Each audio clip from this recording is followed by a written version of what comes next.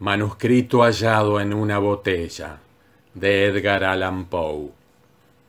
Sobre mi país y mi familia tengo poco que decir. Un trato injusto y el paso de los años me han alejado de uno y malquistado con la otra. Mi patrimonio me permitió recibir una educación poco común y una inclinación contemplativa permitió que convirtiera en metódicos los conocimientos diligentemente adquiridos en tempranos estudios. Pero por sobre todas las cosas me proporcionaba gran placer el estudio de los moralistas alemanes, no por una desatinada admiración a su elocuente locura, sino por la facilidad con que mis rígidos hábitos mentales me permitían detectar sus falsedades. A menudo se me ha reprochado la aridez de mi talento, la falta de imaginación se me ha imputado como un crimen, y el escepticismo de mis opiniones me ha hecho notorio en todo momento.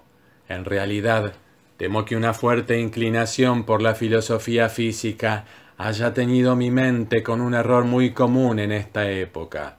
Hablo de la costumbre de referir sucesos, aun los menos susceptibles de dicha referencia, a los principios de esa disciplina. En definitiva, no creo que haya nadie menos propenso que yo a alejarse de los severos límites de la verdad, dejándose llevar por el ignes fatui de la superstición. Me ha parecido conveniente sentar esta premisa para que la historia increíble que debo narrar no sea considerada el desvarío de una imaginación desbocada, sino la experiencia auténtica de una mente para quien los ensueños de la fantasía han sido letra muerta y nulidad. Después de muchos años de viajar por el extranjero, en el año 1800 me embarqué en el puerto de Batavia, en la próspera y populosa isla de Java, en un crucero por el archipiélago de las Islas Sonda. Iba en calidad de pasajero, solo inducido por una especie de nerviosa inquietud que me acosaba como un espíritu malévolo.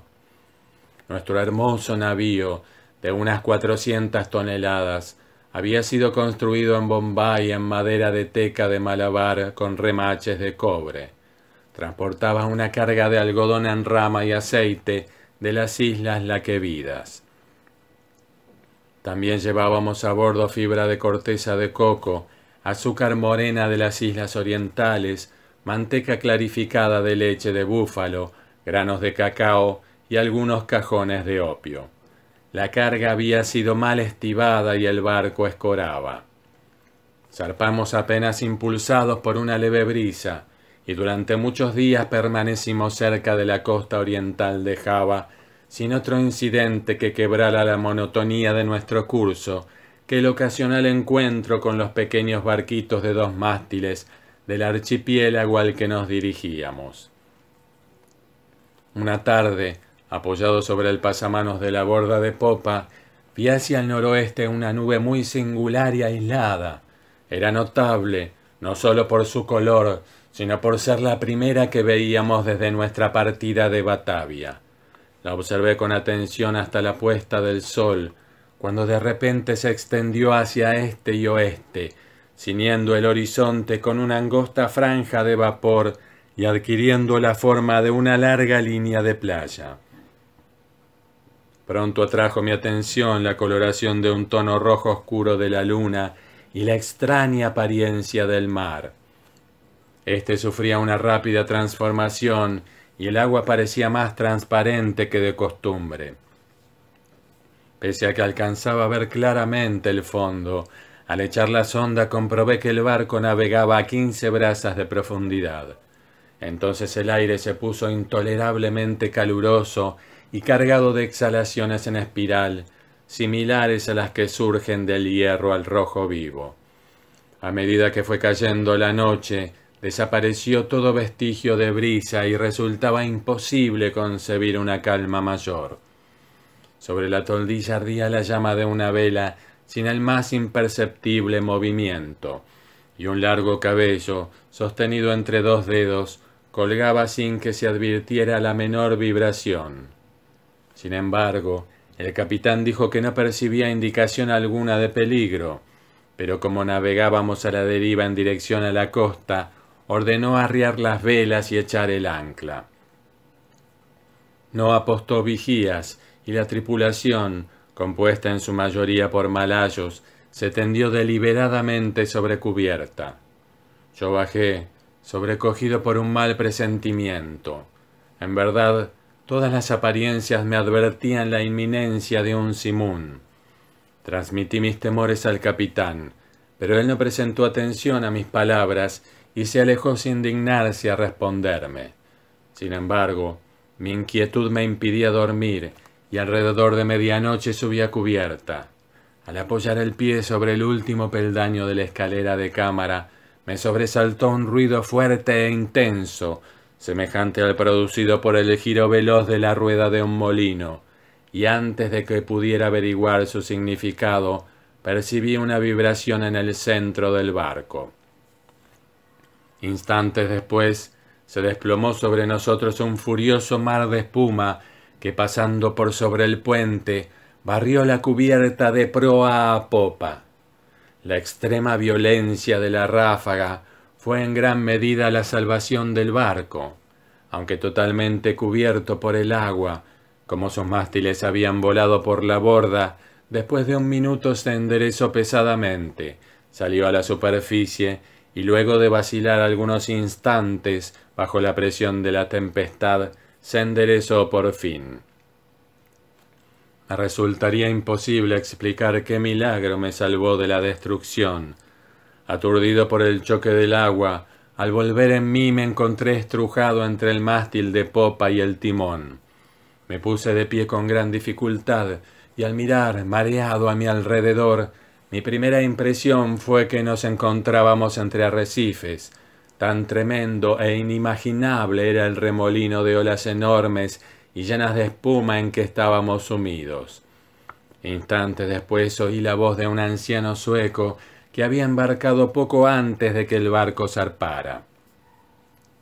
Lo llamé con todas mis fuerzas, y al rato se me acercó tambaleante. No tardamos en descubrir que éramos los únicos sobrevivientes. Con excepción de nosotros, las olas acababan de barrer con todo lo que se hallaba en cubierta.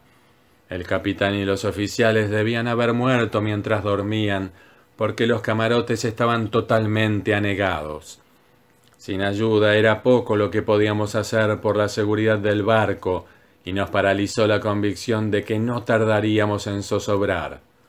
Por cierto que el primer embate del huracán destrozó el cable del ancla, porque de no ser así, nos habríamos hundido instantáneamente.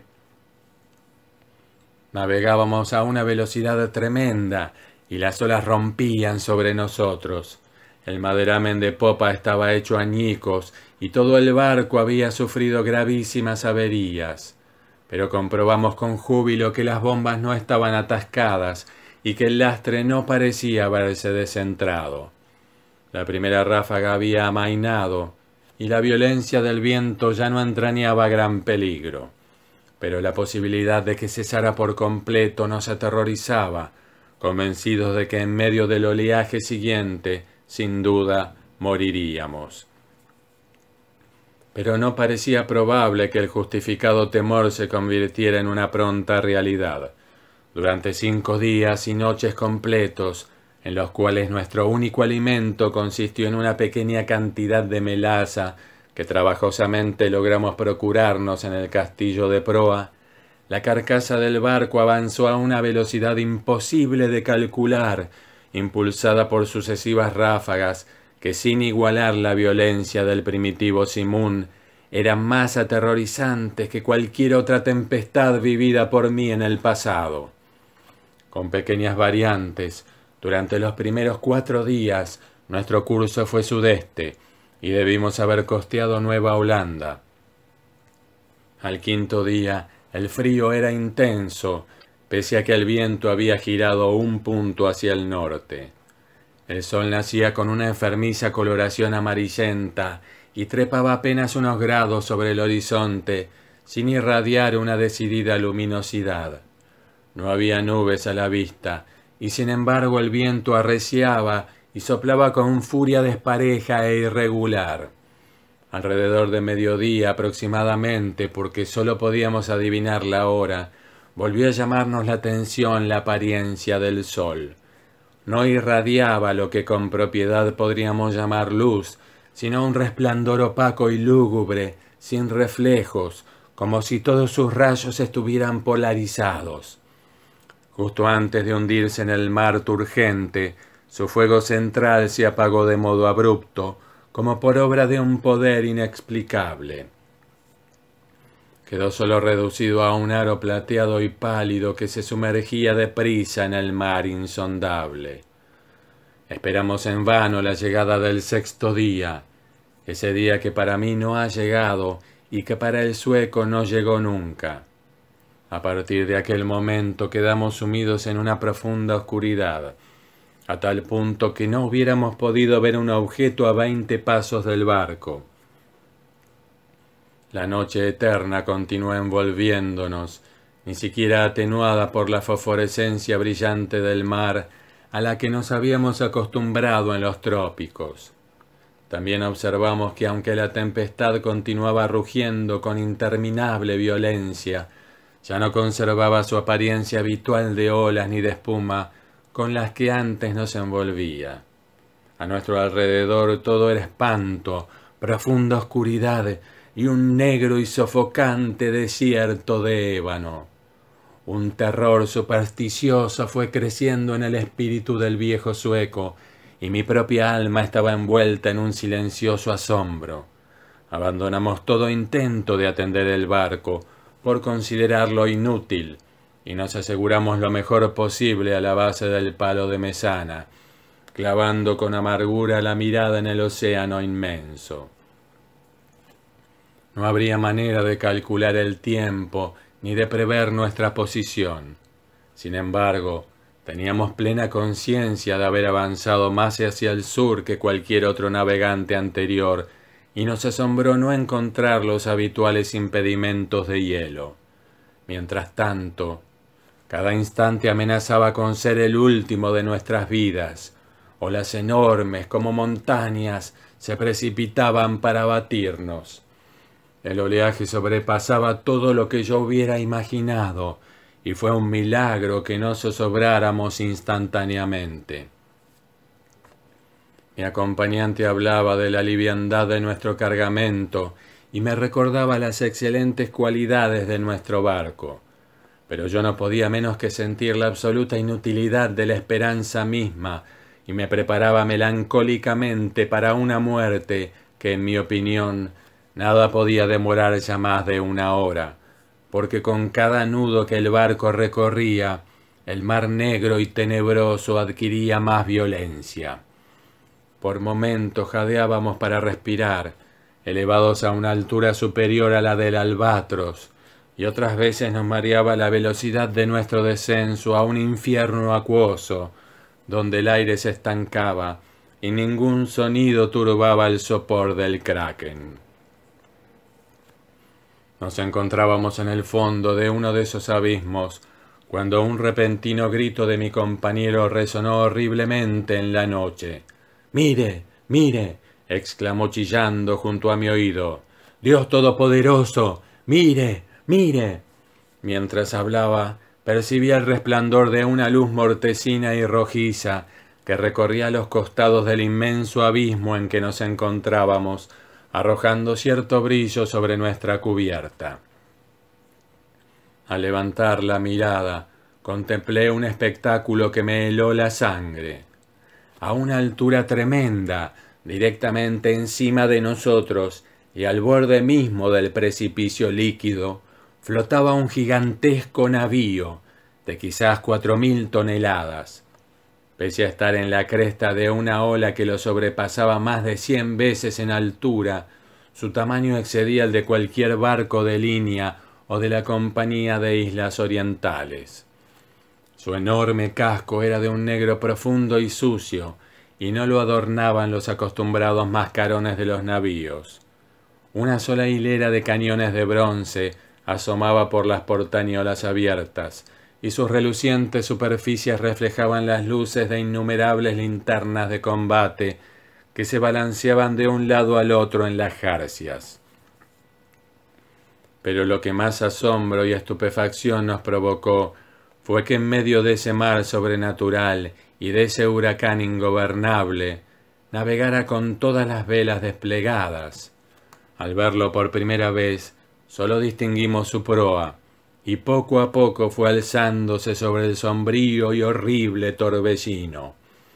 Durante un momento de intenso terror, se detuvo sobre el vertiginoso pináculo, como si contemplara su propia sublimidad. Después se estremeció, vaciló y se precipitó sobre nosotros.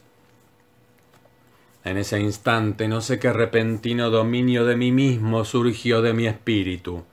A los tropezones retrocedí todo lo que pude hacia popa y allí esperé sin temor la catástrofe. Nuestro propio barco había abandonado por fin la lucha y se hundía de proa en el mar.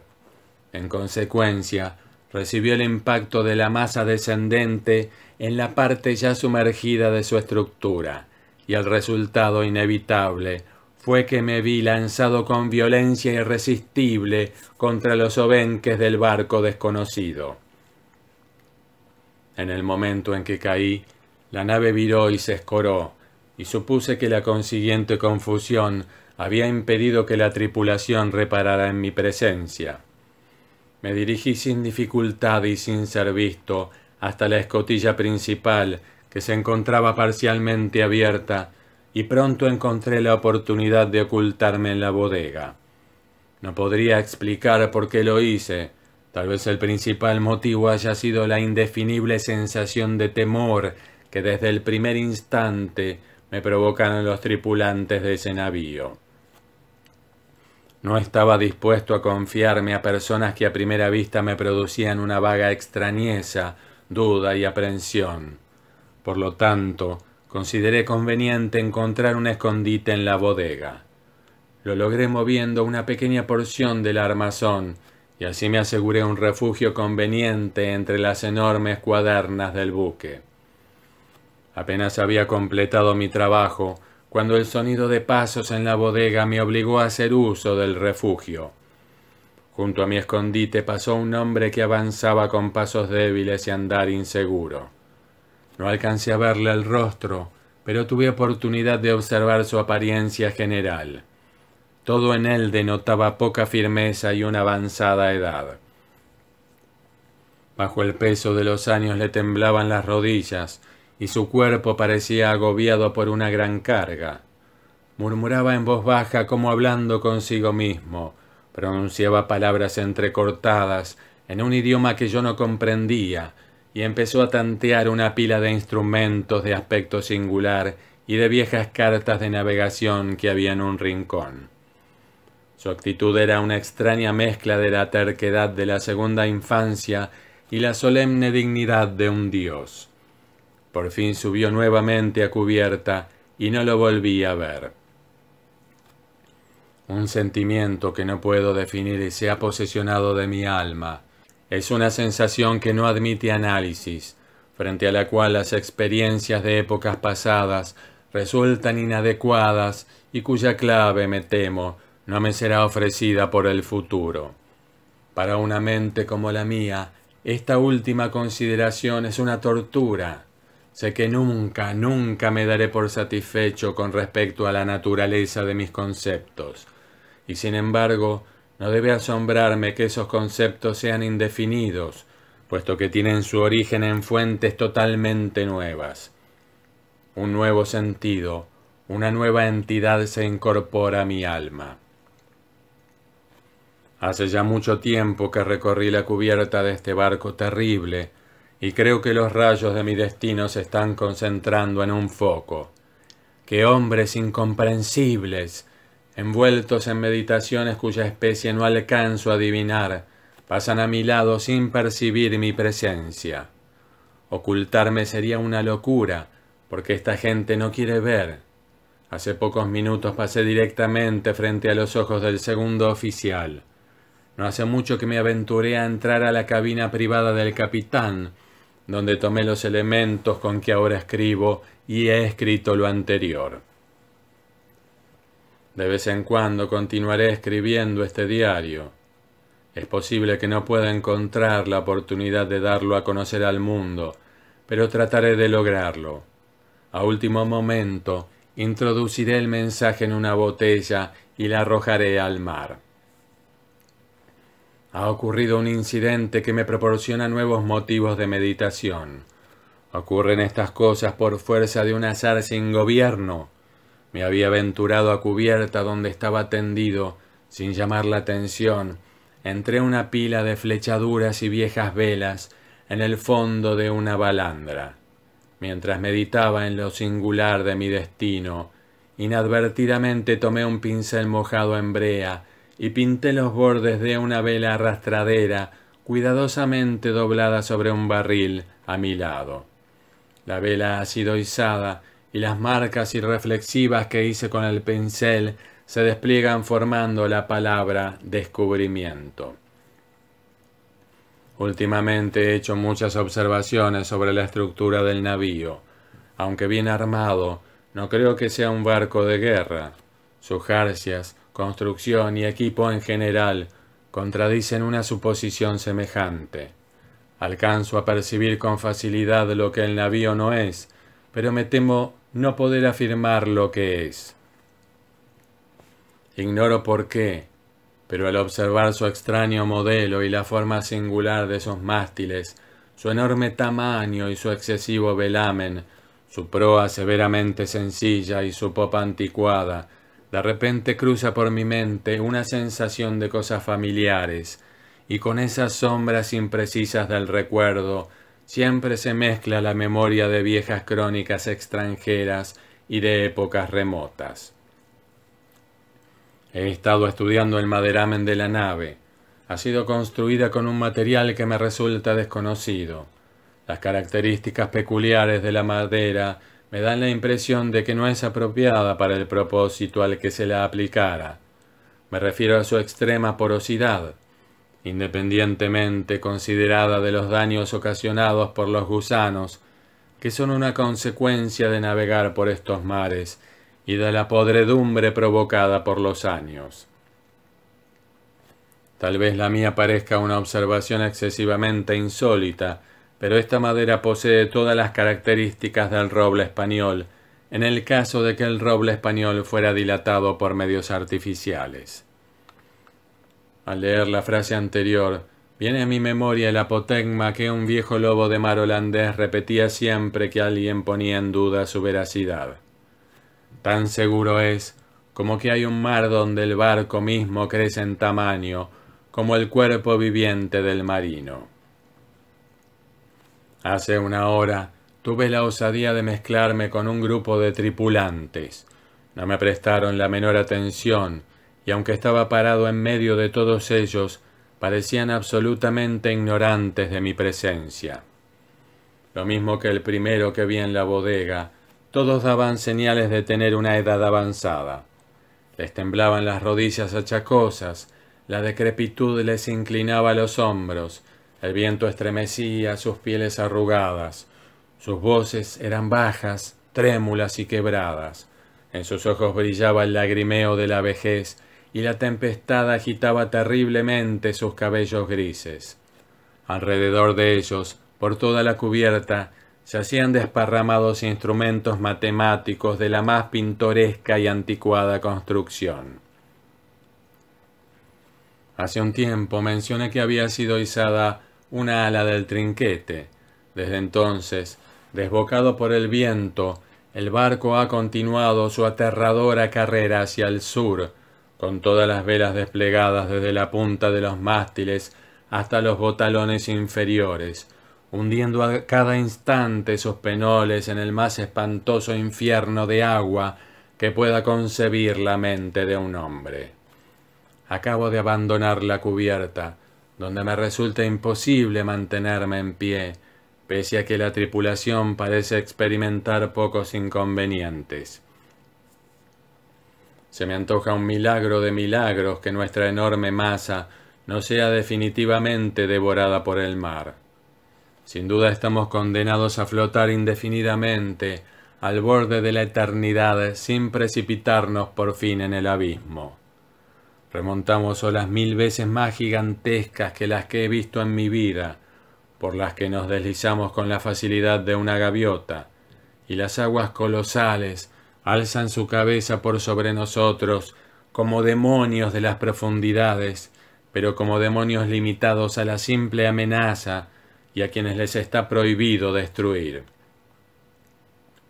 Todo me lleva a atribuir esta continua huida del desastre a la única causa natural que puede producir ese efecto. Debo suponer que el barco navega dentro de la influencia de una corriente poderosa o de un impetuoso mar de fondo. He visto al capitán cara a cara en su propia cabina, pero tal como esperaba, no me prestó la menor atención. Aunque para un observador casual no haya en su apariencia nada que pueda diferenciarlo en más o en menos de un hombre común, al asombro con que lo contemplé se mezcló un sentimiento de incontenible reverencia y de respeto. Tiene aproximadamente mi estatura, es decir, 5 pies y 8 pulgadas.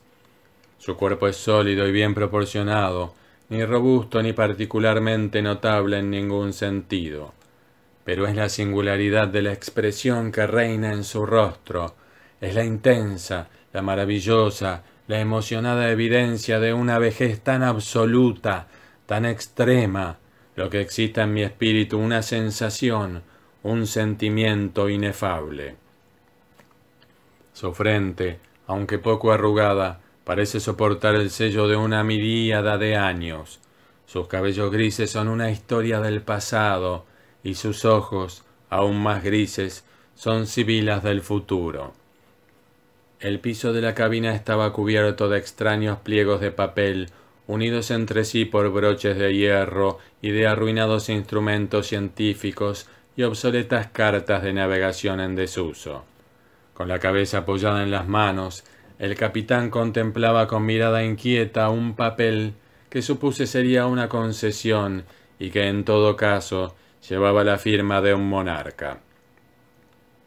Murmuraba para sí, igual que el primer tripulante a quien vi en la bodega, sílabas obstinadas de un idioma extranjero, y aunque se encontraba muy cerca de mí, su voz parecía llegar a mis oídos desde 1 milla de distancia. El barco y todo su contenido está impregnado por el espíritu de la vejez. Los tripulantes se deslizan de aquí para allá como fantasmas de siglos ya enterrados. Sus miradas reflejan inquietud y ansiedad, y cuando el extraño resplandor de las linternas de combate ilumina sus dedos, siento lo que no he sentido nunca, pese a haber comerciado la vida entera en antigüedades y absorbido las sombras de columnas caídas en Baalbek, en Tadmor y en Persépolis, hasta que mi propia alma se convirtió en una ruina. Al mirar a mi alrededor, me avergüenzan mis anteriores aprensiones. Si temblé ante la ráfaga que nos ha perseguido hasta ahora, ¿cómo no horrorizarme ante un asalto de viento y mar, para definir los cuales las palabras tornado y simún resultan triviales e ineficaces?